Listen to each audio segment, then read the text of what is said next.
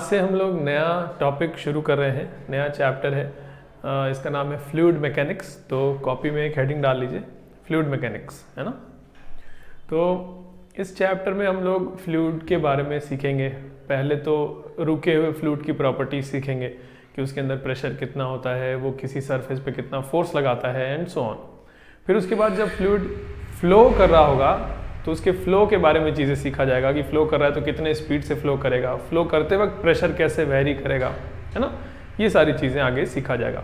तो पहला जो पार्ट है जिसमें रुके हुए फ्लूइड की प्रॉपर्टीज सीखते हैं तो उसको हम लोग कहते हैं हाइड्रोस्टैटिक्स पढ़ रहे हैं। और जब फ्लूइड मूव कर रहा होगा, फ्लो कर रहा होगा, तो फ्लोइंग लिक्विड की जब कहानी हम लोग सीखेंगे तो वहाँ पे बोलेंगे हाइड्रोडायनेमिक्स पढ़ रहे हैं, है ना। तो दो पार्ट्स है, हाइड्रोस्टैटिक्स और हाइड्रोडायनेमिक्स। तो एक एक करके सीखा जाएगा। पहले हाइड्रोस्टैटिक्स सीखा जाएगा और उससे भी पहले हम लोग फ्लूइड के बारे में सारी कहानी सीखने जा रहे हैं। तो आइडियली फ्लूइड कैसा माना गया पहले ये सीखा जाए, है ना। हम लोग करते हैं ना कई जगह फिजिक्स में पढ़ते वक्त कि आइडियल कंडीशन में ये चीज़ कैसा होना चाहिए और उसकी पढ़ाई कर लेते हैं पहले। फिर बाद में सोचते हैं कि अगर प्रैक्टिकली ये ऐसे थोड़ा और वेरिएशंस भी इसमें हुए तो उसको कैसे इंक्लूड करेंगे अपने पढ़ाई में, वो आगे सीखा जाता है। तो पहले आइडियल फ्लूइड कैसा होना चाहिए इसके बारे में बात किया जाए, है ना। तो आइडियल फ्लूइड माना गया कि उसमें दो प्रॉपर्टीज होनी चाहिए। एक तो वो नॉन विस्कस होना चाहिए।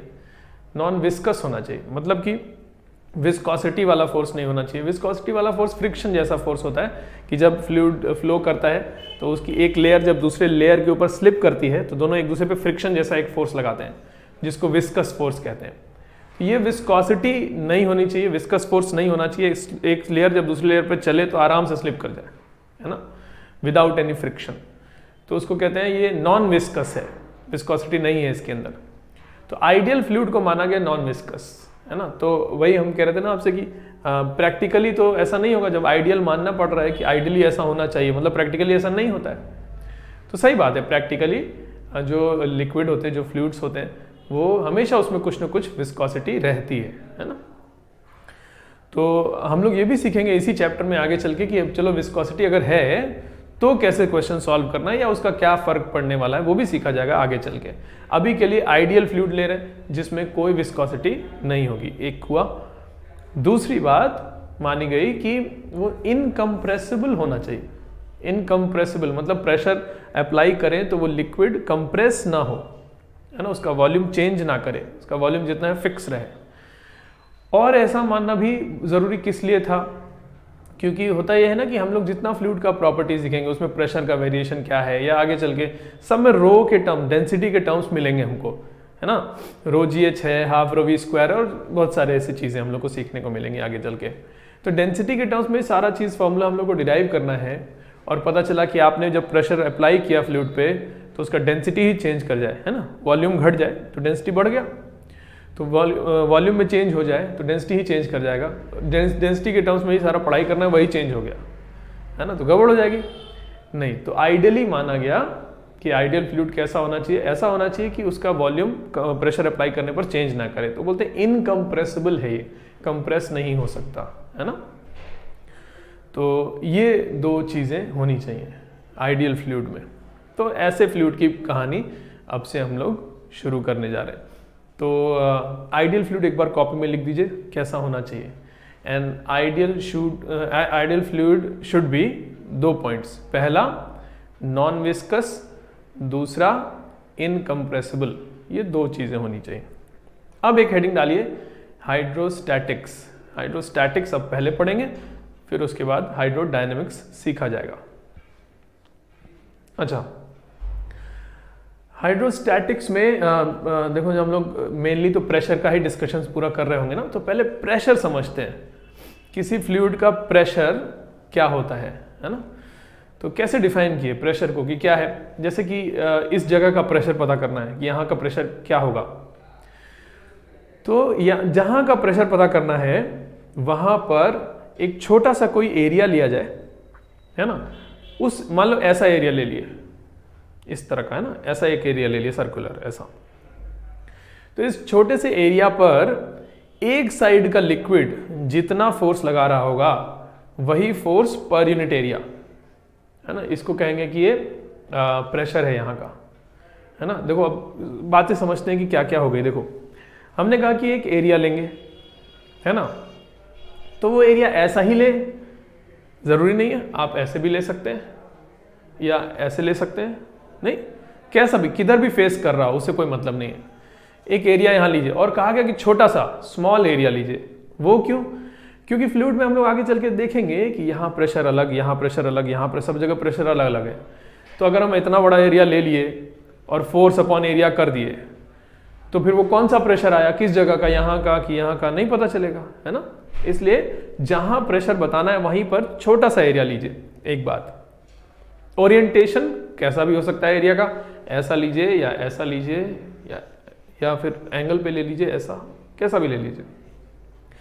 अब फोर्स वाली बात, कौन सा, तो क्या है कि मान लीजिए ऐसा एरिया लिया, तो ये एरिया एलिमेंट जो है, सोचो एक लेयर है, ऐसा गोल सा लेयर है लिक्विड का, इसी लिक्विड का, जो लिक्विड यहाँ भरा हुआ है उसी लिक्विड का ये लेयर है एक, है ना। इस लेयर को इधर का लिक्विड भी ऐसे पुश कर रहा होगा और इधर का लिक्विड भी पुश कर रहा होगा, जरूर नेट फोर्स जीरो होगा तब ना ये लेयर रुकी हुई है, यहीं पर है, कहीं इधर उधर नहीं भाग रही है, स्टैटिक है, हाइड्रोस्टैटिक, रुका हुआ लिक्विड है। तो कह रहे हैं कि ये लेयर रुकी हुई, नेट फोर्स जीरो हो रहा है, इधर जितना फोर्स इधर से उतना ही फोर्स होगा।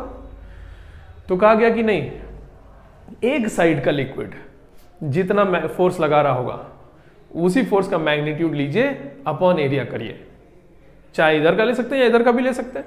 इधर का लिक्विड ने जितना फोर्स लगाया उसका मैग्नीट्यूड, मान लीजिए 10 न्यूटन फोर्स लगाया तो 10 न्यूटन और अपॉन इसका एरिया, है ना, तो फोर्स अपॉन एरिया, ये प्रेशर आएगा। Pressure is a scalar quantity, pressure में कोई डायरेक्शन नहीं है। बोलते हैं ना कि इस जगह का प्रेशर इतना है, तो ये थोड़ी कहते हैं इस जगह का प्रेशर ईस्ट की तरफ इतना है और नॉर्थ की तरफ इतना है, ऐसा थोड़ी होता है, जगह का प्रेशर होता है। तो इस जगह का प्रेशर इतना है, स्केलर क्वांटिटी है। फोर्स वेक्टर क्वांटिटी है, क्यों? वो इस पे डिपेंड करेगा कि एरिया कैसा लिया, तो उस पे डिपेंड करेगा कि फोर्स का डायरेक्शन क्या आया, है ना। प्रेशर इस पे थोड़ी डिपेंड करेगा कि एरिया कैसा लिया, प्रेशर तो स्केलर है, वहां जितना प्रेशर उतना ही है, यहां पर जो प्रेशर होगा उतना ही है। अब यही प्रेशर पता करने के लिए एरिया जब लेंगे, तो अगर एरिया ऐसे लिए तो फोर्स एरिया के परपेंडिकुलर ऐसे लग रहा होगा, है कि नहीं। अगर एरिया ऐसा लिया तो ये लिक्विड ऐसे ढकेल रहा होगा। हम ऐसे भी बोल सकते हैं कि ये एरिया लिए तो ये लिक्विड ऐसे ढकेल रहा है, या ये एरिया लिए तो ये लिक्विड इधर से ढकेल रहा है ना। फोर्स का डायरेक्शन है, और जो कि आया कब, जब हमने एरिया लिया कि एरिया ऐसा ले रहे हैं। प्रेशर का कोई डायरेक्शन नहीं था, प्रेशर तो जगह का प्रॉपर्टी था, है ना। प्रेशर कितना है वो पता करने के लिए एरिया ले रहे हैं। अच्छा, तो कोई भी आइडियल फ्लूइड, हमने जैसा कि अभी थोड़ी देर पहले हम कह रहे थे, आइडियल फ्लूइड माना हमने कि नॉन विस्कस है। मतलब कि अगर हमने यहाँ पर एक एरिया ले लिया, इसी फ्लूइड का एक लेयर ले लिया ऐसा गोल सा, तो अगल बगल का जो फ्लूइड होगा इस लेयर पर टेंजेंशियल फोर्स तो लगा ही नहीं सकता, क्योंकि वो फ्रिक्शन वाला टेंजेंशियल फोर्स तो इसमें है ही नहीं, तो आइडियल फ्लूइड है, तो ये जब लगाएगा तो नॉर्मल ही लगाएगा। तो यही नॉर्मल फोर्स पर यूनिट एरिया को हम लोग प्रेशर कहेंगे, ठीक है ना। तो लिख दिया जाए प्रेशर, हाइड्रोस्टैटिक प्रेशर ऐसे लिखा जाए, हाइड्रोस्टैटिक, क्योंकि हाइड्रोडायनेमिक्स में फिर प्रेशर का और बातें हम लोग को करनी होगी ना। नहीं, अभी हाइड्रोस्टैटिक्स पढ़ रहे हैं, इसमें प्रेशर क्या होगा, तो लिखा जाए हाइड्रोस्टैटिक प्रेशर, है ना। इसमें लिखा जाए कि hydrostatic pressure at a point is force applied by liquid per unit area on a small area element at that point. Full stop करके और बातें लिखिए। This force is normal to the area element, area element जैसा area के normal perpendicular है। और full stop करके लिखिए pressure is a scalar quantity, pressure vector नहीं है, फोर्स वेक्टर होता है ना। तो लिखा जाए pressure is a scalar quantity and its unit is Newton पर मीटर स्क्वायर, और इसी को पास्कल बुलाते हैं, ठीक है, न्यूटन पर मीटर स्क्वायर। चलिए, तो ये तो हो गया कि प्रेशर किसको कहते हैं, है ना। अब हम लोग प्रेशर का वेरिएशन कैसे होता है हाइड्रोस्टैटिक्स में वो सीखने जा रहे हैं। चलिए, अच्छा देखा जाए। देखो हम लोग इसमें कैसे कैसे सीखेंगे। फ्लूइड इस समय फ्लो नहीं कर रहा है, हाइड्रोस्टैटिक्स पढ़ रहे हैं, फ्लूइड इस समय फ्लो नहीं कर रहा है, ठीक है। लेकिन फ्लो नहीं कर रहा है, उसका सेंस क्या है कि जैसे कोई कंटेनर है ना, कंटेनर में फ्लूइड रखा हुआ है, मान लीजिए कोई ग्लास है, उसमें वाटर रखा हुआ है ना, ग्लास को हम ऐसे ऊपर ले जाएं तो क्या हम ये कह रहे हैं कि लिक्विड मूव नहीं कर रहा, क्या वाटर मूव नहीं कर रहा है? मूव तो कर ही रहा है, पूरा पूरा ग्लास ऐसे ले जा रहे हैं ऊपर, तो ग्लास के साथ साथ वाटर भी ऊपर जा रहा है, मूव तो कर ही रहा है, नहीं फ्लो नहीं कर रहा है। कब कहेंगे कि फ्लो कर रहा है? जब फ्लूइड की लेयर्स एक दूसरे पे स्लिप करते हुए जाएं, या फ्लूइड जो है वो कंटेनर के वॉल पर ऐसे स्लिप करते हुए जाए। जैसे कोई पाइप है, पाइप रुकी हुई है, पाइप में वाटर फ्लो करके जा रहा है, तो पाइप के रिस्पेक्ट में वो वाटर की लेयर्स स्लिप करते हुए आगे जा रही है, वो कहते हैं कि वो हाइड्रोडायनेमिक्स है, फ्लूइड वहां पे फ्लो कर रहा है। लेकिन अगर पूरा का पूरा कंटेनर में पानी रखा हुआ है और कंटेनर ही मूव करा रहे हैं, पानी कंटेनर के रिस्पेक्ट में बह नहीं रहा है, तो बोलेंगे कि ये हाइड्रोस्टैटिक्स के अंडर ही आएगा, है ना। तो हम लोग हाइड्रोस्टैटिक्स में ये सारी चीजें पढ़ेंगे, कंटेनर का मोशन होगा तब भी हाइड्रोस्टैटिक्स ही होगा, लेकिन जब फ्लो कर रहा होगा तो हाइड्रोडायनेमिक्स वाले पार्ट में ये सब पढ़ेंगे, है ना। पहले अच्छा एक चीज देखते हैं, मान लीजिए कि यहाँ पर कोई कंटेनर है ना, जिसमें लिक्विड यहाँ तक भरा हुआ है, कोई भी लिक्विड है, वाटर है या कुछ भी है, तो इस पे लगने वाले फोर्सेस एक बार हम ड्रॉ करना चाहते हैं। ये जो वाटर का एलिमेंट है इतना, है ना, ये पूरा जो वाटर है, इस पर लगने वाले फोर्सेस ड्रॉ करना चाहते हैं। तो देखो कैसे कैसे होंगे। एक तो बाहर एटमॉस्फेयर है, तो एक एटमॉस्फेरिक प्रेशर भी तो होता है ना। तो एटमॉस्फेरिक प्रेशर जो होगा वो ऐसे पुश कर रहा होगा इस लिक्विड को, है ना, वो बाहर जो एटमॉस्फेयर ऐसे दबा रहा होगा। हम इस लिक्विड का फ्री बॉडी डायग्राम बनाने जा रहे हैं, तो एक बार इसको ड्रॉ कर लेते हैं, और थोड़ा इधर से ड्रॉ कर ले। ये हो गया वो लिक्विड जो इसके अंदर का है, कंटेनर के अलावा सिर्फ इसका फ्री बॉडी डायग्राम बना रहे ना। तो फ्री बॉडी डायग्राम में सबसे पहले तो इसका खुद का कुछ वेट होगा नीचे की तरफ, W लिख देते हैं, mg, है ना। इसके अलावा एटमॉस्फेयर ऐसे पुश कर रहा है, तो एटमॉस्फेयर यहां से नीचे की तरफ इसको पुश कर रहा होगा, ऐसा फोर्स। ये हो गया एटमॉस्फेयर जो पुश कर रहा है नीचे की तरफ। इसके अलावा जो कंटेनर का बेस है, उसने इस लिक्विड को ऐसे ढकेल के रखा होगा ऊपर की तरफ, है ना। ये तो नीचे जाना चाहता होगा क्योंकि ग्रेविटी खींच रही है, लेकिन यहां कंटेनर के बेस ने इस लिक्विड को ऊपर पुश करके रखा होगा, तो कंटेनर के बेस ने ऐसे फोर्स लगाया होगा ऊपर की तरफ। अच्छा, ऑब्वियसली कंटेनर के बेस ने जो फोर्स लगाया होगा ऊपर की तरफ, वो एटमॉस्फेयर जो इसको नीचे ढकेल रहा है उससे बड़े फोर्स से ये होगा, ढकेल रहा होगा बेस ऊपर की तरफ ना, तभी ना इक्विलिब्रियम पे होगा। नीचे की तरफ ये W भी है और एटमॉस्फेयर भी ढकेल रहा है, और तो ये जो होगा ये दोनों को बैलेंस कर रहा होगा ना मिलके, तो बेस ने लिक्विड पर ऐसे फोर्स लगाया होगा ऊपर की तरफ, ठीक है ना। इसके अलावा जो कंटेनर की वॉल्स हैं, वो वॉल्स भी लिक्विड को पुश कर रही होंगी अंदर की तरफ। जैसे ये वाली वॉल लिक्विड को इधर ढकेल रही होगी, क्यों? क्योंकि लिक्विड ऐसे पुश कर रहा होगा वॉल को, तो एक्शन रिएक्शन पेयर, तो वॉल भी लिक्विड को इधर पुश करेगी। ये वाली जो वॉल होगी वो लिक्विड को इधर पुश करेगी, तो लिक्विड पर ये लेफ्ट साइड वाली वॉल ने इधर की तरफ फोर्स लगाया। लेकिन देखो हम क्या कर रहे हैं, ये जो फोर्स है जो वॉल्स ने लिक्विड पे लगाया है राइट साइड में, वो जैसे जैसे ऊपर से नीचे आ रहे हैं वैसे वैसे बड़ा होते जा रहा है,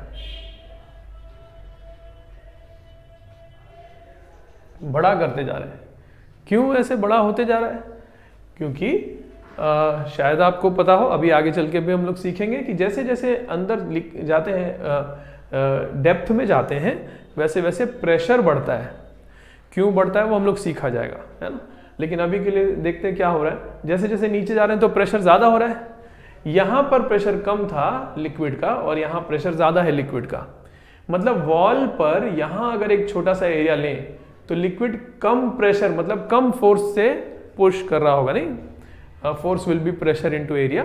और उतना बड़ा ही एरिया वॉल पर अगर यहां ले लें तो यहां प्रेशर ज्यादा है, इसलिए लिक्विड ज्यादा फोर्स से पुश कर रहा होगा। तो एक्शन रिएक्शन पेयर से वॉल भी यहां पर लिक्विड को कम फोर्स से ढकेल रही है, ये देखो, और यहां पर लिक्विड को ज्यादा फोर्स से ढकेल रही है वॉल। तो इस तरह का कुछ होगा। इस तरह से इधर से भी बना दें, और ये थोड़ा थोड़ा बड़ा होते जा रहा है और यहाँ तक आते आते इतना हो गया। तो जो लिक्विड है उस पर इस तरह से सब तरफ से फोर्सेस लग रहे होंगे, है ना। और ये उसका पूरा लिक्विड का फ्री बॉडी डायग्राम बना दिया हमने, है कि नहीं। चलिए अच्छा, और आगे बातें डिस्कस करते हैं। तो हाइड्रोस्टैटिक्स पढ़ते समय एक लॉ है जो बहुत इंपॉर्टेंट है, जिसको हम लोग कहते हैं पास्कल्स लॉ,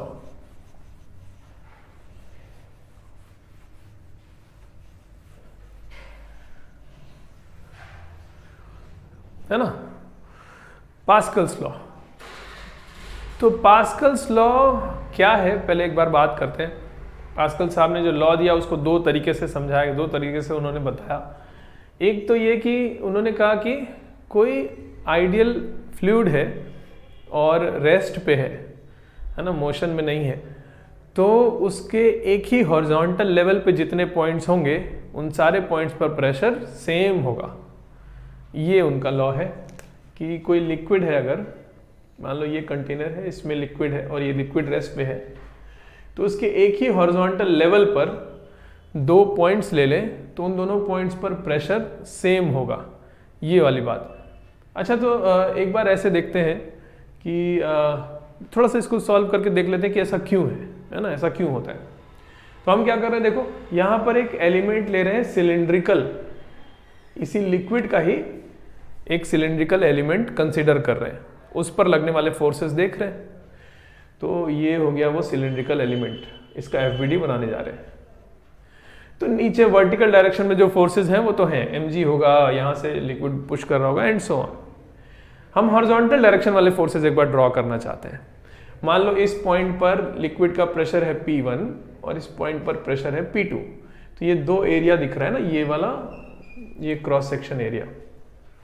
तो इधर का जो लिक्विड होगा वो इस एरिया को ऐसे पुश कर रहा होगा, है कि नहीं। तो इधर का लिक्विड ऐसे पुश कर रहा है, कितने फोर्स है, तो pressure into area, P1 into area से, मान लो एरिया A है। और इधर का जो लिक्विड होगा वो इस एक क्रॉस सेक्शन को ऐसे पुश कर रहा होगा इधर की तरफ, तो ऐसे फोर्स लगा रहा होगा P2 इंटू A से। और सिंस ये लिक्विड पूरा रेस्ट पे है तो ये जो एलिमेंट है ये भी रेस्ट पे है, नेट फोर्स 0 होना चाहिए, एक्सेलरेट नहीं कर रहा है, नेट फोर्स 0 होना चाहिए। तो इधर से फोर्स बराबर होना चाहिए, तो P1A should be equal to P2A, मतलब P1 should be equal to P2। तो एक हॉरिजॉन्टल लेवल पे दो पॉइंट पे प्रेशर सेम होना चाहिए। तो वही बात है कि अगर अलग अलग होता, मान लो इनमें से कोई बड़ा या कम छोटा होता, मान लो ये बड़ा है ये छोटा है, तब तो इधर भाग जाएगा ना लिक्विड, तो फ्लो कर जाएगा। तो फ्लो तो कर नहीं रहा है, रेस्ट पे है। तो उन्होंने कहा कि कोई लिक्विड अगर रेस्ट पे है और तो उसके एक ही हॉरिजॉन्टल लेवल के हर पॉइंट पे प्रेशर सेम होगा, ये पहली बात थी उनकी। अच्छा, इसमें एक चीज जरूर ध्यान रखनी चाहिए कि एक लिक्विड की बात हुई है यहां पर। अच्छा, पहले लिख दिया जाए, है ना, नोट करके एक बात लिखा जाए, pressure on A horizontal level of a liquid at rest is same, है ना। एक लिक्विड है जो कि रेस्ट पे है तो उसके हॉरिजॉन्टल लेवल पे प्रेशर सेम होता है, ये लिखा आपने। एक लिक्विड होना चाहिए, अलग अलग लिक्विड है तो एक ही हॉरिजॉन्टल लेवल पे प्रेशर अलग अलग हो सकता है। देखो मान लीजिए कि ऐसा कोई ट्यूब है ना, इसको हम लोग यू ट्यूब भी बुलाते हैं क्योंकि इसी शेप, यू शेप का होता है ना। ऐसा कोई ट्यूब है, ठीक है। मान लीजिए कि इसमें एक लिक्विड रख रहे हैं, यहां पर एक लिक्विड रखे, यहां तक मान लीजिए भर गया, एक लिक्विड यहां तक भर गया, और इस लिक्विड से हल्का कोई लिक्विड यहां से पोर किए, थोड़ा सा और भर दिए, तो क्या होगा, तो यहां से जो लिक्विड आएगा थोड़ा सा इसको दबाएगा तो ये लेवल थोड़ा सा नीचे होगा और यहां तक दूसरा लिक्विड एक और आ गया, है ना, ये एक लिक्विड है और ये लेवल थोड़ा सा यहां से ऊपर हो गया, ठीक है, ये हो गया, ठीक है। तो चलिए, तो अब देखा जाए इसमें होता क्या है कि एक हॉरिजॉन्टल लेवल यहां से यहां तक अगर हम बना लें, ऐसा है ना। तो क्या यहाँ का प्रेशर और यहाँ का प्रेशर एक ही हॉरिजॉन्टल हो गया और रेस्ट पे भी है सिस्टम, तो क्या यहाँ का प्रेशर सेम होगा? नहीं होगा। यहाँ का प्रेशर तो एटमॉस्फेरिक प्रेशर के बराबर ही है, लेकिन यहाँ का प्रेशर एटमॉस्फेरिक प्रेशर से थोड़ा ज़्यादा है क्योंकि इतना लिक्विड भी है ऊपर, है ना, तो सेम नहीं है। तो क्या ऐसा क्यों ना किया जाए कि पॉइंट्स बना लिया जाए। चलिए, ये पॉइंट हो गया ए, इसी के सामने ये पॉइंट हो गया बी, और ये पॉइंट है सी, और ये पॉइंट है डी। 4 पॉइंट्स बना लिए। इसी नोट के साथ ऐसा एक डायग्राम बना लीजिए। हम कह रहे हैं pressure at A is not equal to pressure at B, क्योंकि अलग अलग लिक्विड है, ये लिक्विड अलग है, ये लिक्विड अलग है, लेकिन सी से डी तक यहाँ से ये यहाँ पर एक ही लिक्विड है, इसलिए pressure at C is equal to pressure at D. ये दोनों सेम हॉरिजॉन्टल लेवल भी है और सेम लिक्विड भी है, तो ये दोनों प्रेशर सेम है, लेकिन ये दोनों हॉरिजॉन्टल लेवल जरूर सेम है, लेकिन लिक्विड अलग अलग है, इसलिए प्रेशर सेम नहीं है ना। तो एक ये बात हो गई। तो पास्कल्स फर्स्ट लॉ से हमने ये बात सीखी, और एक और बात उन्होंने बताई। तो उनके लॉ से एक और बात समझ में आती है। उन्होंने एक और चीज कहा कि कोई आइडियल लिक्विड है और अगर रेस्ट पे है तो उसके एक एंड पे प्रेशर अगर बढ़ाया जाए तो उस पूरे लिक्विड के हर जगह का प्रेशर उतने अमाउंट से बढ़ जाता है। ये कहा उन्होंने। देखो कैसे होता क्या है कि ये कोई लिक्विड है ना, किसी तरीके से इसके किसी एक जगह का प्रेशर बढ़ा, मान लो यहाँ का प्रेशर बढ़ा दिए, किसी तरीके से मान लो बढ़ा दिए, तो यहाँ पे प्रेशर अगर बढ़ गया तो इसके सामने हर पॉइंट का प्रेशर उतने अमाउंट से बढ़ना पड़ेगा। सही बात है कि नहीं? ऑल्सो नीचे जैसे जैसे आते हैं ना तो प्रेशर, लिक्विड का प्रेशर बढ़ता है रो जी एच करके, ये हम लोग आगे सीखा जाएगा। तो यहाँ प्रेशर इतना है तो इसके नीचे एच हाइट नीचे आने पर प्रेशर रो जी एच ज्यादा होना चाहिए। तो अगर यहाँ का बढ़ा है तो यहाँ का भी बढ़ना चाहिए, तब ना रो जी एच का डिफरेंस होगा दोनों प्रेशर में। तो यहाँ भी बढ़ गया और हर पॉइंट का बढ़ गया, तो पूरे लिक्विड का प्रेशर उतने से बढ़ जाता है। तो ये उन्होंने दूसरी बात बताई, किसी एक जगह का लिक्विड पे किसी एक जगह का प्रेशर जितने अमाउंट से बढ़ाएंगे, लिक्विड में हर पॉइंट का प्रेशर उतने ही अमाउंट से बढ़ जाता है। तो ये पास्कल्स लॉ है और इसको ध्यान में रखा जाएगा हम लोग क्वेश्चंस करते हुए। चलिए आगे सीखने जा रहे हैं हम लोग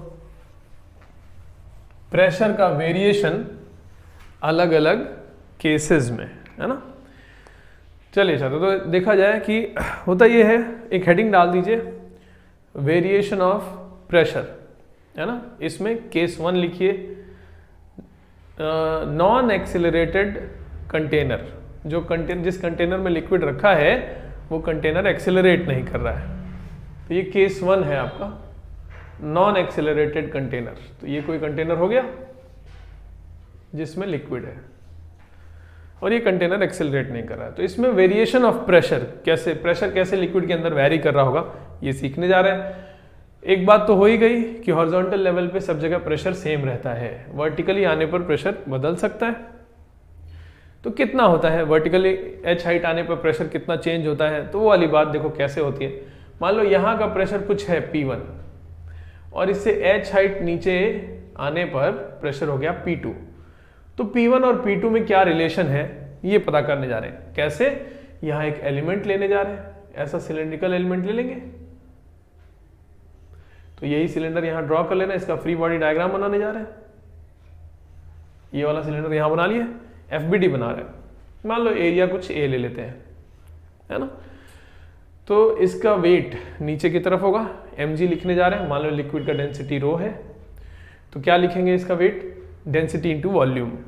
तो डेंसिटी और वॉल्यूम क्या, area of cross section into height, volume हो गया इंटू जी, mg हो गया, इतना तो मास है, डेंसिटी इंटू वॉल्यूम इंटू जी कर दिए तो वेट हो गया, mg हो गया।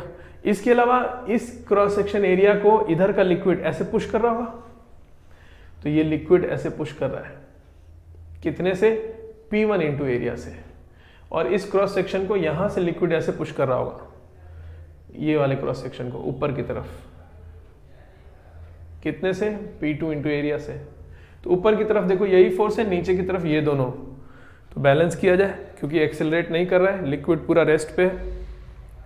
तो ऊपर की तरफ P2A should be equal to नीचे की तरफ P1A प्लस रो AHG। तो सब में से एरिया वाला टर्म कैंसिल हो गया, P1 को इधर ले गए, P2 minus P1 is equal to rho GH। Delta P लिख दे रहे हैं इसको, रो GH। मतलब H हाइट नीचे आने पर प्रेशर में इंक्रीमेंट, प्रेशर कितना बढ़ गया, that is equal to rho GH। ये चीज है ना, H हाइट नीचे आने पर प्रेशर इतने से बढ़ जाता है। अच्छा, लिक्विड का जो सरफेस है वहां पे प्रेशर तो एटमॉस्फेरिक प्रेशर के बराबर होगा, नहीं, ऊपर एटमॉस्फेयर है तो एटमॉस्फेरिक प्रेशर जितना है यहां पर प्रेशर तो उतना ही है। और फिर जब यहां से नीचे आए तो प्रेशर बढ़ा, है ना। तो कोई कहे कि यहां से सरफेस से H हाइट नीचे प्रेशर कितना होना चाहिए, तो सरफेस से H हाइट नीचे प्रेशर होना चाहिए एटमॉस्फेरिक प्रेशर और प्लस रो GH, इतना होना चाहिए। तो लेकिन कई बार हम लोग केवल रो GH लिख देते हैं, सरफेस से H हाइट नीचे आने पर लिक्विड में प्रेशर की बात कर रहे होंगे, जब आगे चल के क्वेश्चंस में बात करेंगे तो वहां केवल ये लिख देंगे, है ना, क्वेश्चन सॉल्व करते वक्त। ये क्यों नहीं लिख रहे होते हैं? तो क्या क्या रीजन हो सकता है? क्या ऐसा है कि ये बहुत छोटा है क्या एटमॉस्फेरिक प्रेशर? नहीं, ऐसा नहीं है। एटमॉस्फेरिक प्रेशर छोटा नहीं होता है, बहुत बड़ा होता है, इससे बहुत बड़ा होता है रो GH से। 10⁵ न्यूटन पर मीटर स्क्वायर, इतना ज्यादा प्रेशर होता है एटमॉस्फेरिक प्रेशर। 10⁵ न्यूटन पर मीटर स्क्वायर। मान लो 2 सेंटीमीटर नीचे आए वाटर में, यहां से 2 सेंटीमीटर मान लो नीचे आए, तो वहां का प्रेशर कितना होना चाहिए? तो 10⁵ है, प्लस रो होता है वाटर का 1000 kg पर मीटर स्क्वायर, तो ये हो गया 1000 इंटू G, और मान लो ये 1 सेंटीमीटर आए तो 1/100, तो कितना हो गया? 1000 इंटू G इंटू, मतलब ये 100 हो गया, तो ये 100 हुआ, और ये कितना है? 10⁵, बहुत बड़ा है इससे। तो ये नहीं, इसलिए नहीं इसको छोड़ देते हैं क्योंकि ये वो है, छोटा है, छोटा नहीं है, ये तो बहुत बड़ा प्रेशर होता है। अच्छा, ये एटमॉस्फेरिक प्रेशर, इतना ज़्यादा प्रेशर आया कहाँ से? एटमॉस्फेयर में इतना ज़्यादा प्रेशर कहाँ से आता है? तो कहते हैं कि भाई अर्थ के ऊपर जो सराउंडिंग एटमॉस्फेयर है, जैसे ये अर्थ है, जो सराउंडिंग एटमॉस्फेयर है पूरा, उसको अर्थ ने अपनी तरफ खींच रखा है ना, ऐसा सराउंडिंग एटमॉस्फेयर को अर्थ अपनी तरफ खींच के रखा होता है ग्रेविटेशनल फोर्स से। तो पॉइंट ये है कि अगर यहां पर हम सोचें कि प्रेशर कितना है एटमॉस्फेयर का, तो इसके ऊपर जो पूरा एटमॉस्फेयर है, उस पूरे एटमॉस्फेयर को अर्थ ऐसे खींच रहा है, तो एक तरह से उस पूरे एटमॉस्फेयर का वेट है। जैसे यहाँ पे नहीं करते, यहाँ का जो प्रेशर है यहाँ से ज्यादा क्यों है? क्योंकि इतना जो लिक्विड है ना, उसका वेट भी तो है, बात सही है कि नहीं? तो वेट यहाँ नहीं, तो अगर ये वेट नहीं होता, ये वाला टर्म नहीं होता, तो P2A is equal to P1A हो जाता ना, प्रेशर बराबर हो जाता सब जगह। नहीं, इस वेट की वजह से नीचे जाने पर प्रेशर बढ़ता है। तो वैसे यहाँ पर प्रेशर कितना है? तो इतना जो ऊपर का कॉलम है पूरा एटमॉस्फेयर, जैसे आप खड़े हैं बाहर, तो आपके सिर के ऊपर जितना एटमॉस्फेयर का कॉलम है, उस पूरा वेट आपके सिर पे है ना, तो इतना ज़्यादा प्रेशर होता है एटमॉस्फेरिक प्रेशर। तो अच्छा, कुछ बातें ऐसे लगती है ना कॉमन सेंस में, नहीं लगता है कि जैसे कि इतना ज़्यादा वेट अगर ये है हमारे सिर के ऊपर, पूरा एटमॉस्फेरिक प्रेशर 10⁵ न्यूटन पर मीटर स्क्वायर, तो बहुत ज़्यादा होता है, तो हमको महसूस क्यों नहीं होता कि हम इतना भार उठा के रखे हैं? नहीं, पॉइंट ये है कि हम लोग का जो बॉडी है इसी तरह से डिज़ाइंड है कि हम लोग को इसी प्रेशर में रहने की आदत है, हम लोग इसी प्रेशर में रहने के लिए बने हैं एक्चुअली। नहीं, अगर ये प्रेशर हटा लिया जाए हमारे ऊपर से तो हम उसमें नहीं सर्वाइव कर पाएंगे। होता क्या, हमारे अंदर जो ब्लड है, ब्लड का भी प्रेशर होता है, नहीं तो स्किन के दोनों तरफ से, अंदर से भी प्रेशर है और बाहर से तो एटमॉस्फेरिक प्रेशर है ही, तो बैलेंस है, एक मेंटेन्ड है। कोई कहे कि जब स्पेस में जाते हैं जहाँ एटमॉस्फेयर नहीं है, एटमॉस्फेरिक प्रेशर नहीं है, तो स्पेशल सूट डिज़ाइन किए जाते हैं कि उस सूट के अंदर वो प्रेशर मेंटेन रहे हमारी बॉडी के ऊपर। नहीं, अगर वो नहीं रहे, ऐसे चला जाए, तो अंदर से प्रेशर इतना है ब्लड का हमारे कि वो फाड़ देगा, नहीं, स्किन फट जाएगी वहाँ पे। तो हम लोग का बॉडी एक्चुअली इस तरह से डिज़ाइंड है, उसी प्रेशर में रहने के लिए बना हुआ है, इसलिए महसूस नहीं होता, लेकिन होता ये बहुत बड़ा प्रेशर है ना। अच्छा, ऐसे भी एक और छोटी सी बात है कॉमन सेंस वाली, जो कई बार बच्चे पूछते हैं कि जैसे अगर आप किसी रूम में हैं, किसी रूम के अंदर खड़े हैं, कमरे के अंदर खड़े हैं, तो आपके सिर के ऊपर तो बहुत कम ही एयर कॉलम है, बाहर जाके खड़े हो जाएंगे तो सिर के ऊपर बहुत बड़ा एयर कॉलम है, तो उस पूरे कॉलम का वेट आपके सिर पे है एक तरह से देखें तो। लेकिन अगर रूम के अंदर आए तो ऊपर कम एयर है तो कम प्रेशर होना चाहिए, नहीं, ऐसा नहीं होता। एक्चुअली क्या है कि रूम एक तो सील पैक नहीं है, तो बाहर से कनेक्टेड है ना कहीं से डोर वगैरह होंगी, खिड़कियां होंगी, एकदम सील पैक नहीं कर सकते ना आप, बाहर से कनेक्टेड है। तो होता क्या है कि पास्कल्स लॉ, एक हॉरिजॉन्टल लेवल पे तो सब जगह प्रेशर सेम होना ही पड़ेगा ना, तो अगर बाहर उतना प्रेशर है तो अंदर उतना होगा ही होगा, नहीं तो अगर प्रेशर में डिफरेंस होता तो क्या होता, वो हवा जो है, लिक्विड है, जो फ्लूइड है हवा, वो फ्लो करना शुरू कर देगी। अच्छा, फ्लूइड में कई बार हम लोग गैसेज को भी इंक्लूड कर लेते हैं ना, तो हम कह रहे हैं कि मान लो अंदर प्रेशर कम हो, बाहर किसी कमरे के अंदर प्रेशर कम है, बाहर प्रेशर ज़्यादा है, तो हायर प्रेशर से लोअर प्रेशर की तरफ वो जो हवा है वो मूव करना शुरू कर देगी, और तब तक मूव करेगी जब तक प्रेशर बराबर ना हो जाए, है ना। तो वही बात तो होता है, एटमॉस्फेरिक प्रेशर बहुत बड़ा होता है। लेकिन पॉइंट ये भी है कि ये एटमॉस्फेरिक प्रेशर सब तरफ से लग रहा होता है, नहीं, हर तरफ से लग रहा होता है।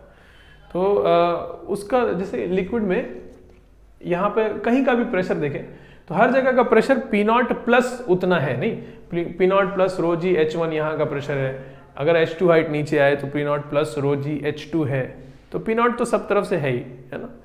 तो पॉइंट ये है कि हम लोग कई बार क्वेश्चंस में केवल ये ले लेते हैं, क्यों, इसको क्यों नहीं लिखते। तो पॉइंट ये है कि इसको लिखेंगे ना तो ये दोनों तरफ से आएगा। किसी बॉडी का मान लीजिए फ्री बॉडी डायग्राम बना के उसका इक्विलिब्रियम वगैरह डिस्कस कर रहे हैं, तो ये P0 तो दोनों तरफ से होगा, तो फर्क तो केवल इसी से पड़ेगा, नहीं। अब जैसे यहाँ का प्रेशर, मान लो ये हाइट H1 है ना, यहाँ का प्रेशर है P0 प्लस रो जी H1, और यहाँ का हो जाएगा P0 प्लस रो जी H1 प्लस H, है ना। तो लेकिन जब इसका एफबीडी बना के डिस्कस करेंगे तो इसके वेट को कौन बैलेंस कर रहा होगा, तो वेट जो नीचे की तरफ है उसको बैलेंस करने वाला तो difference in pressure into area, वही तो बैलेंस कर रहा होगा, है ना। तो इसलिए P0 हर जगह लिखना नहीं होता। अभी क्वेश्चंस करते वक्त इसको देखा जाएगा हम लोग कि सब जगह इसकी जरूरत नहीं पड़ती है। इसीलिए ये जो टर्म है ना, इसका एक स्पेशल नाम भी रख दिया गया, इसको कहते हैं गेज प्रेशर।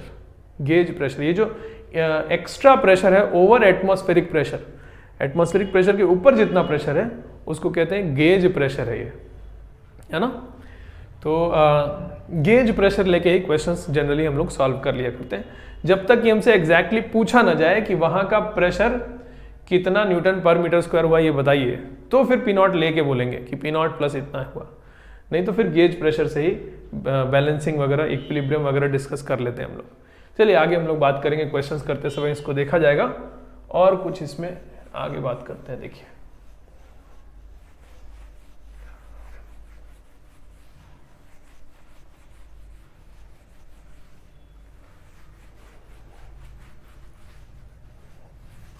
अभी हम लोग का केस 1 ही चल रहा है ना, उसमें एक और बात डिस्कस करें। देखो मान लो कि ऐसा कोई ट्यूब है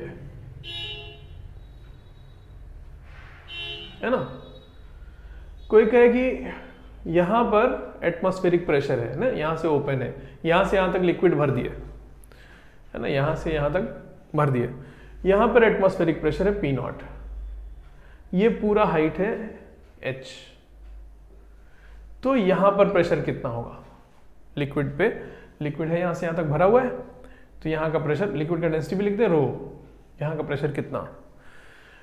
तो अगर ये सीधा होता तब तो हम लोग लिखते सीधा सीधा P0 प्लस रो जी एच, यहाँ P0 है तो यहाँ पर P0 प्लस रो जी एच है, और अगर ऐसा है तब भी वही है, तब भी वही, कोई डिफरेंस नहीं।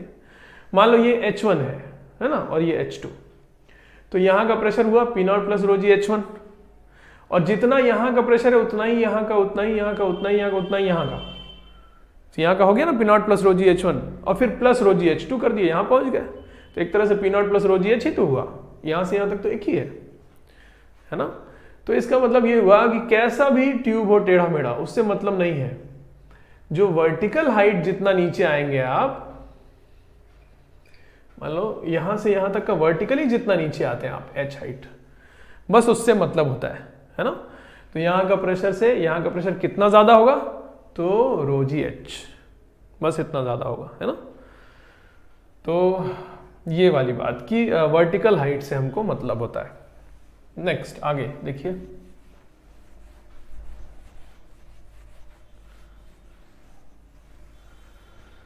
कुछ बातें इसमें करते हैं। देखो ये एक कंटेनर है मान लेते हैं, है ना।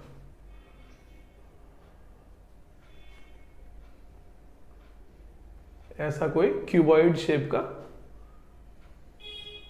कंटेनर हो गया, ठीक है। मान लीजिए क्यूब है ये, तो ये लेंथ भी एल, ये लेंथ भी एल है, एल एल लेंथ ले लिए और इसमें लिक्विड भर दिए एच हाइट तक।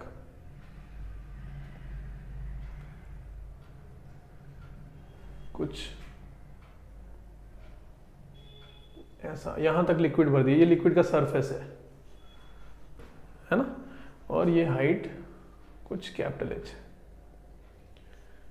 इतना हाइट तक लिक्विड भर दिए। कुछ क्वेश्चन करने जा रहे हैं ना हम लोग, ठीक है। तो ये होगा क्या कि ये जो लिक्विड होगा वो इधर की वॉल को ऐसे पुश कर रहा होगा, ये सामने वाली वॉल को आगे ढकेल रहा होगा, इधर वाली वॉल को उधर पुश कर रहा होगा, है कि नहीं। तो क्वेश्चन लिखा जाए, फाइंड फोर्स बाय विच, ऐसे लिखा जाए, find force applied by liquid on one of the four walls of the container. चारों में से किसी एक वॉल पर लिक्विड ने कितना फोर्स लगाया, है ना। तो देखो कैसे कर रहे हैं। हम लोग सीखे थे कि यहां से नीचे आने पर लिक्विड का प्रेशर बढ़ रहा होगा, तो मतलब यहां प्रेशर कम है और बढ़ रहा है और ज्यादा होते जा रहा है। तो यहाँ छोटा सा एरिया लें तो उस पर कम फोर्स लगा रहा होगा लिक्विड, कंटेनर का वॉल का एक एरिया ले लें छोटा सा, तो यहाँ वाले एरिया पे कम फोर्स लगा रहा होगा, यहाँ वाले एरिया पे ज्यादा फोर्स लगा रहा होगा। तो एक साथ आंसर नहीं लिख सकते ना, प्रेशर इंटू एरिया करने के लिए प्रेशर तो वैरी कर रहा है, तो सीधा सीधा प्रेशर इंटू एरिया तो नहीं कर सकते। तो क्या करें, एलिमेंट लेना पड़ता है ऐसे केसेस में। जब कोई फॉर्मूला हम इसलिए नहीं यूज कर पा रहे हैं कि उसमें कोई एक ऐसा क्वांटिटी है जो वैरी कर रहा हो, तो ऐसे केसेस में क्या करते हैं, एलिमेंट्स लेते हैं और इंटीग्रेट करके आंसर बताते हैं। मान लीजिए यहाँ से कुछ x नीचे आके, या y लिखे इसको, चलो यहाँ से y नीचे आके और ऐसा एक स्ट्रिप ले लिए dy थिकनेस का, dy थिकनेस का कंटेनर पर ही एक स्ट्रिप ले लिए। तो ऐसा स्ट्रिप क्यों लिए, स्ट्रिप लिए इसलिए कि हॉरिजॉन्टल स्ट्रिप रहेगा तो इसके हर पॉइंट पे प्रेशर हम लोग सेम ही लिखेंगे। और ये थिकनेस इतना इसका कम है कि वैसे तो हाइट नीचे आने पर प्रेशर लिक्विड का बढ़ रहा था, लेकिन इतना छोटा थिकनेस लिए इसका कि यहां से यहां तक प्रेशर हम लोग सेम मान सके, तो इसके हर पॉइंट पे प्रेशर सेम हो जाएगा। कितना, तो P0 प्लस रो जी वाई, इतना हो जाएगा प्रेशर। ऊपर एटमॉस्फेरिक प्रेशर है और प्लस रो जी वाई। लेकिन जैसे अभी हम लोग कह रहे थे गेज प्रेशर ही लिखा जाएगा। एटमॉस्फेरिक प्रेशर तो देखो, एटमॉस्फेरिक प्रेशर जो आएगा ना, हर जगह P0 तो रहेगा ही, तो उतने फोर्स से लिक्विड के वॉल को इधर भी ढकेला जा रहा है और प्लस बाहर से भी तो एटमॉस्फेयर है, तो इधर से भी तो उतने फोर्स से ढकेला ही जा रहा है, तो वो तो आपस में ही कैंसिल हो जाता है। तो लिक्विड ने एक्स्ट्रा जो फोर्स लगाया है वो कितना है, तो rho G H into area लिखेंगे, नहीं रो जी एच इंटू एरिया ही एक्सेस जो फोर्स होगा वो होगा। P0 वाला टर्म तो दोनों तरफ से आ रहा होगा, ये बात समझ में आ रही है ना। इधर भी तो एटमॉस्फेयर है, तो एटमॉस्फेयर इधर से भी पुश कर रहा होगा और अंदर भी हर पॉइंट पे P0 प्लस समथिंग आ रहा है, तो P0 इंटू एरिया वाला फोर्स अंदर से भी है बाहर से भी है, तो कैंसिल ही हो जाता है। चलिए, लिक्विड ने एक्स्ट्रा कितना लगाया, तो हम क्या लिखेंगे, तो यहाँ पे प्रेशर लिखेंगे रो जी वाई और इंटू ये एरिया, इतना फोर्स से लिक्विड इस एरिया एलिमेंट को ढकेल रहा होगा बाहर की तरफ, तो इसको DF लिख रहे हैं। तो DF इज इक्वल टू कितना, रो जी वाई प्रेशर, और इसका एरिया लिखना होगा, स्ट्रिप का एरिया। तो स्ट्रिप का एरिया कितना, लेंथ है L और हाइट है dy, तो एरिया हुआ L dy, है ना। तो DF हुआ। टोटल फोर्स कितना होगा, इसका इंटीग्रेशन करना पड़ेगा, तो integral of rho G Y L dy, और कहां से कहां तक, y का मिनिमम वैल्यू 0, मैक्सिमम वैल्यू पूरा h, ये h है ना, तो 0 से कैपिटल H, तो this is equal to rho G L और h²/2, ये आंसर हो गया। एक वॉल पर लिक्विड ने इतना एक्स्ट्रा फोर्स लगाया। अच्छा, एक और बात बताते हैं। देखो, होता क्या है कि जब इंटीग्रेशन कर रहे होते हैं तो कहीं ना कहीं हम एरिया निकाल रहे होते हैं, नहीं, area under the curve. Integration मतलब एरिया अंडर द कर्व होता है। तो एक चीज बताते हैं, देखो होता ये है, कोई फंक्शन अगर लीनियरली वेरी कर रहा है तो एरिया अंडर द कर्व निकालने के लिए उस फंक्शन को एक कांस्टेंट वैल्यू से रिप्लेस भी किया जा सकता है, जो होगा उसका इनिशियल प्लस फाइनल बाई 2, इतने वैल्यू से रिप्लेस कर सकते हैं। जैसे हम कह रहे हैं, देखो मान लो कोई फंक्शन है ऐसे वेरी कर रहा है, लीनियरली स्ट्रेट लाइन से वेरी कर रहा है, और उसका एरिया अंडर द कर्व निकालना है, यहां से यहां तक ये एरिया निकालना है। मान लो इनिशियली उसका वैल्यू था y1 और यहां पहुंच के हो गया वैल्यू y2 और ये हो गया डेल्टा x, है ना। तो एरिया कितना होगा, तो पैरेलल साइड्स का हम ये क्या है, ये ट्रेपेजियम है ना, तो ट्रेपेजियम का एरिया का फॉर्मूला क्या होता है, sum of parallel sides into height by 2, ऐसे तो होता है ना फॉर्मूला, ट्रेपेजियम के एरिया का फॉर्मूला। तो पैरेलल साइड्स का सम मतलब y1 प्लस y2 बाई 2, ये तो सम हो गया, सॉरी, इनटू हाइट क्या है, डेल्टा x अपॉन 2, ऐसे लिखते हैं ना, पैरेलल साइड्स का सम इनटू हाइट बाई 2। तो ये एरिया होगा। हम कह रहे हैं कि ऐसे फंक्शंस जो होते हैं जो लीनियरली चेंज होते हैं उनको हम रिप्लेस कर सकते हैं, अगर एरिया निकालना है तब, हमेशा नहीं, अगर एरिया अंडर द कर्व निकालना है तब उनको रिप्लेस कर सकते हैं किससे, इनिशियल प्लस फाइनल बाई 2 जो होगा, जैसे y1 प्लस y2 बाई 2 से रिप्लेस कर सकते हैं। तो अगर हम बनाएं तो देखो ग्राफ कैसा हो जाएगा, हम कह रहे हैं कि डेल्टा x तक का ग्राफ बनाना है, ये डेल्टा x है ना, और ये वैसे तो वेरी कर रहा था लेकिन इसको कांस्टेंट बनाने जा रहे हैं, कितना, initial plus final y1 plus y2 by 2 से रिप्लेस कर सकते हैं इसको। तो देखो एरिया उतना आता है कि नहीं, तो अब तो ये रेक्टेंगल हो गया, तो एरिया क्या, ये इंटू ये, तो क्या y plus y2 by 2 into delta x, वही तो लिखा हुआ है, सेम एरिया, है ना। तो ये रूल है कि कोई फंक्शन अगर लीनियरली वेरी कर रहा हो तो एरिया अंडर द कर्व पता करने के लिए आप उस फंक्शन को रिप्लेस कर सकते हैं कांस्टेंट वैल्यू से, और वो कितना होगा, इनिशियल प्लस फाइनल बाई 2। तो वैसे यहां पर प्रेशर लीनियरली वेरी कर रहा था, है ना, और हम एक तरह से इंटीग्रेशन करें मतलब एरिया अंडर द कर्व ही तो निकाल रहे हैं, है ना। पी डी ए प्रेशर और डी ए फोर्स क्या होता है, प्रेशर इंटू एरिया, और फिर इंटीग्रेट करने जा रहे हैं, ऐसे तो कर रहे हैं कुछ यहाँ पे, है ना, प्रेशर लिखे, एरिया लिखे, प्रोडक्ट किए, इंटीग्रेट किए।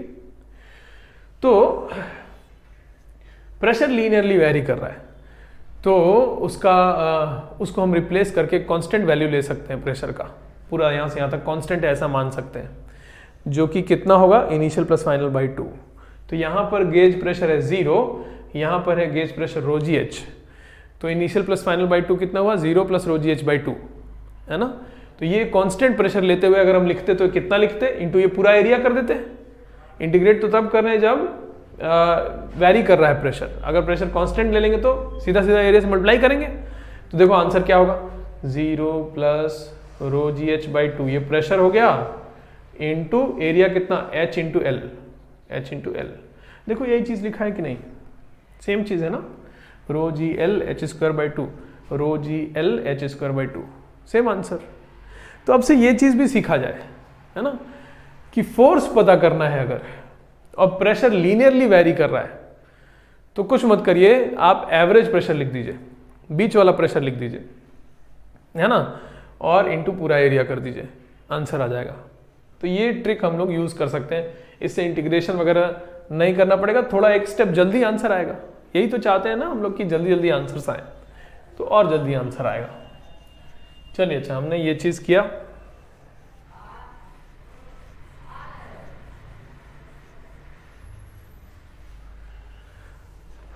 चलिए और क्वेश्चंस करते हैं। ऐसे लिखा जाए, in the above question find height of the liquid column if force applied by liquid on one of the four walls is equal to force applied by liquid on base of the container, है ना। ये question हो गया, एक बार इसको solve करिए, फिर हम सोल्यूशन कर रहे हैं उसको देखिए।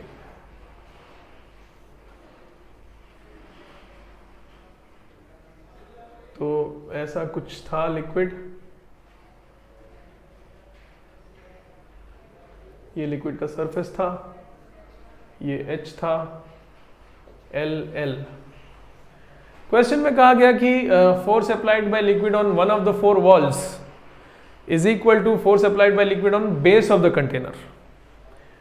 तो कितना होगा? बेस का एरिया है L² और गेज प्रेशर है रो जी कैपिटल H, है ना। तो क्वेश्चन में कहा गया कि rho G H into L² should be equal to force applied by liquid on one of the 4 walls, मतलब जो अभी लाए थे हम लोग, रो जी LH²/2। तो बताना है कि H कितना है, हाइट ऑफ लिक्विड कॉलम कितना है। तो यहाँ से रो कैंसिल कर लिए, G भी कैंसिल हो गया, एक H कैंसिल हो गया और एक L कैंसिल हो गया, H आ गया 2L, है ना। तो ये आंसर हो गया, H is equal to 2L। अच्छा, और करते हैं। देखो इसमें एक और चीज सीखा जाए, एक होता है हाइड्रोस्टैटिक पैराडॉक्स। तो क्या होता है पहले समझा जाए। तो देखा गया कि एक ये पैराडॉक्स जैसा सिचुएशन दिखाई दे रहा है यहाँ पे कि हम 3 कंटेनर लेने जा रहे हैं। देखिए, एक हो गया सिलेंड्रिकल कंटेनर। अच्छा, हम पूरा पहले बोर्ड ले लें।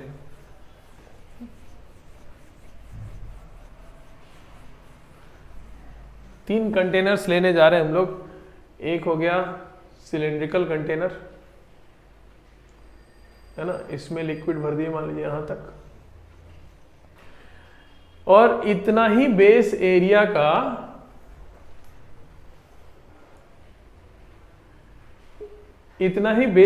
का एक और कंटेनर लेने जा रहे हैं, है ना, इतना ही एरिया ए का। लेकिन ये सिलेंड्रिकल नहीं है, इसके वॉल्स ऐसे हैं और सेम हाइट तक लिक्विड इसमें भी भर दिए। सेम हाइट, ये हाइट यहां से यहां तक का ये जो हाइट है दैट इज जितना है उतना दोनों में है, ठीक है। और एक और कंटेनर लेने जा रहे हैं, उसका भी बेस का एरिया उतना ही है। मान लीजिए कि ये यहां से यहां तक बेस का एरिया उतना ही है, ऐसा कुछ है ना। ये भी एरिया ए सेम है, ठीक है। लेकिन इसकी वॉल्स जो है वो कुछ ऐसे हैं, इसमें भी इतने ही हाइट तक लिक्विड भर लिए। 3 कंटेनर्स हो गए, सेम हाइट तक लिक्विड तीनों में है, बेस का एरिया सेम है। देखा जाए तो इस वाले लिक्विड में इस वाले कंटेनर में सबसे कम लिक्विड आया होगा, नहीं, और इसमें सबसे ज्यादा लिक्विड आया होगा, और इसमें तो बीच में है ना। सबसे कम लिक्विड इसमें है, फिर उसके बाद इसमें, और फिर इसके बाद सबसे ज्यादा वॉल्यूम ऑफ लिक्विड इसमें, ठीक है ना। तो कोई कहे कि लिक्विड ने बेस को कितने फोर्स से दबा के रखा है, तो देखो सिंस इस वाले में सबसे ज्यादा लिक्विड है तो ये लिक्विड सबसे ज्यादा फोर्स से बेस को दबाना चाहिए, और इसमें सबसे कम लिक्विड है तो इसमें लिक्विड ने बेस पर जो फोर्स लगाया वो सबसे कम होना चाहिए। लेकिन ऐसा नहीं, अभी जो पढ़ रहे हम लोग, साइंस कहता है कि यहाँ लिक्विड का प्रेशर है रो जी एच, यहाँ पर भी, इसमें भी प्रेशर है रो जी एच सेम, इसमें भी प्रेशर है रो जी एच, और अगर प्रेशर सेम है तो लिक्विड ने बेस पर कितना फोर्स लगाया, प्रेशर इंटू एरिया। तो प्रेशर है rho G H into area, area उतना ही है तीनों का, तो rho G H into area, rho G H into area same आएगा, है ना। तो लिक्विड ने बेस पर जो फोर्स लगाया है वो तीनों केस में सेम होगा, साइंस कहता है। लेकिन ऐसे देखें तो कॉमन सेंस ये कहता है कि ये तो ज्यादा है लिक्विड, तो ज्यादा वेट होना चाहिए, ज्यादा फोर्स से दबाना चाहिए बेस को। तो यहां पर एक पैराडॉक्स हो गया ना। नहीं, तो कैसे ये बात, देखो साइंस कैसे यहाँ पे सही है, क्यों सेम होता है, थोड़ा इसको समझा जाए। ऐसे नहीं बोल सकते कि सिंस इसमें लिक्विड ज्यादा है, वेट ऑफ लिक्विड ज्यादा है, तो वो ज्यादा फोर्स से बेस को दबा रहा होगा। नहीं, इस केस में, जैसे इस केस में तो पूरे लिक्विड के वेट को कौन संभालेगा, बेस ही संभालेगा। लेकिन इसमें पूरे लिक्विड के वेट को क्या बेस ही संभालेगा क्या? वॉल्स भी तो ऐसे फोर्स लगा के कुछ लिक्विड का वेट संभाल लेंगी, है ना। ठीक है, इसमें लिक्विड इससे ज़्यादा है, लेकिन पूरा लिक्विड का वेट बेस कहाँ संभाल रहा है इसमें कुछ तो वेट वॉल्स ने संभाल लिया, वॉल्स ऐसे फोर्स लगा रहे होंगे, तो ये जो फोर्स वॉल लगा रही है लिक्विड पर, उसका भी तो ऊपर की तरफ कंपोनेंट आएगा, है कि नहीं। तो कुछ तो वेट वॉल ने संभाल लिया होगा। अब जैसे इसमें क्या था, वॉल्स ऐसे फोर्स लगा रही इधर और इधर, तो इसका अपवर्ड कंपोनेंट थोड़ी आएगा, कुछ वॉल्स ने ऐसे फोर्स लगाया, इसका अपवर्ड डायरेक्शन में कोई कंपोनेंट ही नहीं आएगा। तो पूरा का पूरा वेट को कौन संभाल रहा है, बेस। लेकिन इसमें पूरा का पूरा वेट को बेस थोड़ी संभाल रहा है, कुछ तो वॉल्स ने संभाल रखा होगा ना। इसलिए वो सही है कि प्रेशर है ρgh इंटू एरिया, उतना फोर्स ही लग रहा होगा। तो तीनों केसेस में बेस पर फोर्स सेम है। अच्छा, इसमें कैसे बोलेंगे, इसमें क्यों उतना ही आ गया, कहेंगे ना इसमें तो कम लिक्विड है तो कम वेट होना चाहिए बेस पर, तो बेस पर कम फोर्स लगना चाहिए। नहीं, होता क्या है, इसमें लिक्विड का वेट कम है, लेकिन क्या है, वॉल्स भी लिक्विड को ऐसे ढकेल रही है, ऐसे और इधर से ऐसे ढकेलेगी तो वो भी तो नीचे पुश कर रही हैं। तो इसमें लिक्विड जरूर इससे कम है, लेकिन बेस पर फोर्स उतना ही आ रहा है क्योंकि वॉल्स भी लिक्विड को नीचे पुश कर रही हैं, तो बेस को उतना ही फोर्स लगाना पड़ रहा है ना। तो तीनों केसेस में बेस पर फोर्स सेम है, ठीक है कि नहीं। तो एक हेडिंग डाल दीजिए, हाइड्रोस्टैटिक पैराडॉक्स, ये वाला डायग्राम बना दीजिए और नीचे एक लाइन लिख दिया जाए, pressure applied by liquid on the base is same in all the three cases, in all the three cases, है ना। और वो वाली बात कि जो एक्सेस प्रेशर, जैसे एक्सेस लिक्विड का वेट है वो कैसे बैलेंस हो रहा है, वो सब बात भी एक इक्वेशन के जरिए हम लोग लिख दिया जाए। अब जैसे इसमें देखो क्या इक्वेशन लिखने वाले, फोर्स ड्यू टू बेस ने लिक्विड पर कितना फोर्स लगाया is equal to weight of liquid. Liquid का जितना वेट होगा बेस उतना ही फोर्स से उसको संभाल रहा होगा, ऊपर की तरफ ढकेल रहा होगा। इसमें देखो क्या बोल रहे हैं, फोर्स जो लिक्विड के बेस ने लगाया ऊपर की तरफ plus force due to walls of the container, container के बेस ने लिक्विड को ऐसे ढकेला, कंटेनर के वॉल्स ने भी एक ऊपर नेट फोर्स अपवर्ड लगाया होगा, दोनों मिला के वेट ऑफ लिक्विड है इसमें, इस वाले में। देखो अब ठीक है कि नहीं, वेट ऑफ लिक्विड इस केस में इससे ज्यादा है, मान लो इसमें वेट ऑफ लिक्विड W1 था, इसमें W2 है ना लिक्विड का वेट, तो W2 W1 से ज्यादा है, सही बात है, और होना भी तो चाहिए। बेस का फोर्स उतना ही है दोनों केसेस में, लेकिन प्लस वॉल्स का भी फोर्स तो ऊपर की तरफ है ना, तो दोनों मिलके बैलेंस कर रहे हैं। यहां भी बेस का फोर्स उतना ही है, F बेस उतना ही है, लेकिन W3 wait of liquid in दोनों से कम है। तो इसमें क्या लॉजिक है, देखो हमारा कि बेस ने जो फोर्स ऊपर की तरफ लगा रखा है इज इक्वल टू, नीचे की तरफ दो फोर्सेस हैं, अब वॉल्स भी नीचे की तरफ पुश कर रही हैं लिक्विड को, और वेट ऑफ लिक्विड भी नीचे की तरफ खींच रहा है, W3 लिख दे रहे हैं इसको, है कि नहीं। तो इसमें क्या हो रहा है, वॉल्स भी ऐसे ढकेल रही हैं, वॉल्स का नेट फोर्स भी नीचे आ रहा है, नीचे की तरफ वेट ऑफ लिक्विड भी है, और बेस का फोर्स उतना ही है जितना इन दोनों में भी था, और वही फोर्स, उतना ही फोर्स इन दोनों को बैलेंस कर रहा है। तो वो वाली बात अब क्लियर हो गई कि देखो वेट ऑफ लिक्विड तीनों में अलग अलग होते हुए भी बेस पर फोर्स सेम कैसे है। वेट ऑफ लिक्विड अलग अलग, W1 W2 W3 अलग अलग है, फिर भी बेस का फोर्स उतना ही कैसे है, क्योंकि इक्वेशन अलग अलग बनेगी ना। इसमें बेस का फोर्स केवल W1 के बराबर है, इसमें बेस का फोर्स वॉल्स का फोर्स मिला के तब W2 हो रहा है, वॉल्स का फोर्स का भी रोल आ गया, है कि नहीं। तो ये वाली बात एक बार लिख दीजिए, तीनों डायग्राम के नीचे जो इक्वेशन है इन तीनों के करस्पॉन्डिंग वो लिख दिया जाए। हाइड्रोस्टैटिक पैराडॉक्स जो हम लोग सीखे हैं, इस पर क्वेश्चंस भी बनते हैं जो हम लोग अब नेक्स्ट क्लास में सीखा जाएगा। आज का लेक्चर हम लोग यहाँ पे फिनिश कर रहे हैं।